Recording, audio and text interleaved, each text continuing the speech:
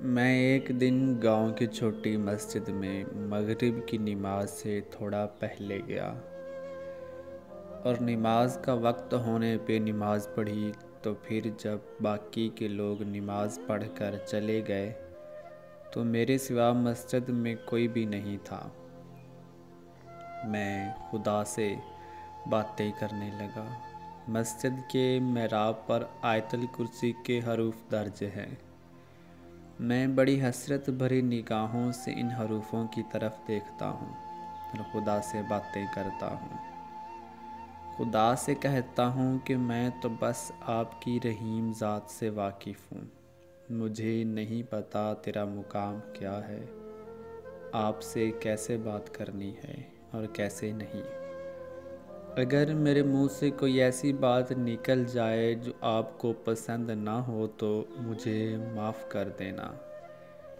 मैं तो कई बार खुदा को कहता हूँ कि कभी तो आना मेरे सामने। मेरा बहुत दिल करता है कि आपको एक बार सीने से लगा कर रो पड़ूं। मस्जिद में इतनी खामोशी होती है कि मस्जिद में लगी घड़ी की आवाज़ टिक टिक भी सुनाई देती है, और तो और आंसुओं के गिरने की आवाज़, टिड्डियों की टी टी की आवाज़ भी बाखूबी सुनाई देती है। मेरे अंदर का दर्द मेरे अल्फाज तो नहीं बता सकते, लेकिन शायद मेरे आंसू बयान करते हैं जो खुदा के अलावा कभी किसी के सामने नहीं आते। जब दिल दुखों और ज़ख्मों से भर जाता है तो मस्जिद जाकर खूब रो लेता हूँ। मेरे घर के सामने उनका घर है जिनके यहाँ वो अक्सर मेहमान आया करती थी। वो जहाँ जहाँ से गुज़रती थी, अब उन जगहों को देखता हूँ तो वीरान नज़र आती हैं। जब हमने पहली दफ़ा एक दूसरे को जहाँ देखा था वो सीढ़ी अब वीरान सी नज़र आती है।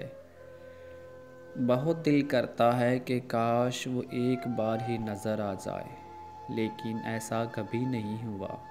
पता नहीं उसने मुझसे बेवफाई की है या मेरे ख्वाबों से भी। सुना था जिसके बारे में ज़्यादा सोचा जाए वही ख्वाब में भी आते हैं, लेकिन ऐसा तो वक्त नहीं जब उसकी याद ना आई हो या जब उसको भूला हूँ। लेकिन मजाल है कभी वो ख्वाब में आए।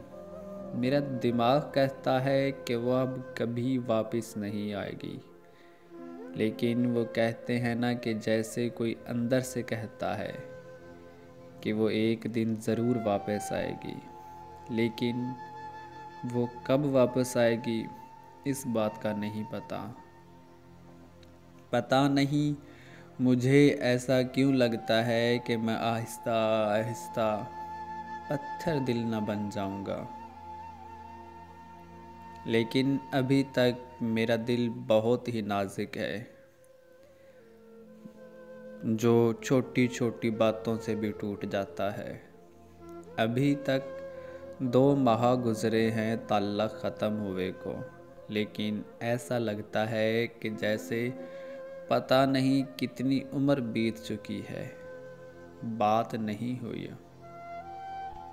यूं जिंदगी गुजार रहा हूँ तेरे बगैर, यूं जिंदगी गुजार रहा हूँ तेरे बगैर, जैसे कोई गुनाह किए जा रहा हूँ मैं।